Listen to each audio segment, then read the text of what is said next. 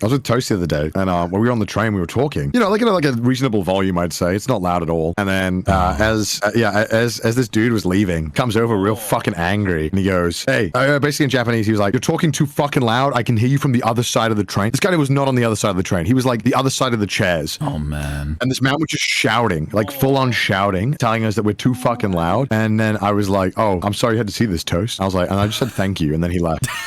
Thank you. I said, and then he left. That's when you fake and you don't speak Japanese. You don't understand any Japanese at that point. He looked very confused when I said thank you.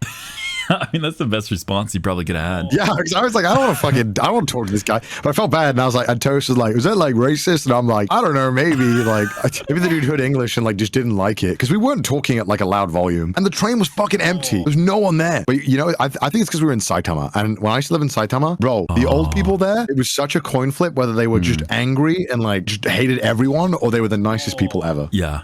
In Tokyo, they don't give a fuck. Yeah. It's like a different country in Tokyo for sure. Saitama old people are crazy, dude. They're so miserable because they live in Saitama. Yeah, I'm lucky. I was so remote that like they didn't really get tourists that much. Like the only tourists they would get is from like China and Korea. They didn't get like a lot of like further Western tourists. So for them, I was more of like a spectacle, I guess, and they didn't really care what I did in a sense. Right. Where like maybe in Saitama they get like so many Western foreigners that kind of probably leave, admittedly, probably a bad taste in their mouth, to be honest. Maybe. Like, I'm sure the dude had some bad experiences, but just getting angry people talking at like a normal volume on the train, it's bro, what the fuck's wrong with you? Are you like, is your life that pathetic that you get angry at people talking on the train? Yeah.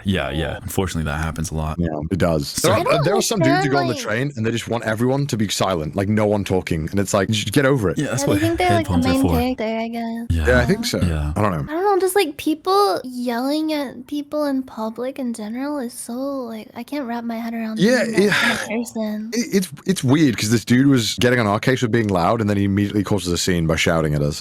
Like, how does that fix anything? Yeah. I'm like, well, I don't understand this because he just kept saying our voice was too loud and that he could hear us from the other side. And I'm like, what do you want? Like, just leave us alone. Because like, what can you do? What am I going to push an old man? It's like, it is an option. Get off me, pops. And just start a fucking brawl with an old guy.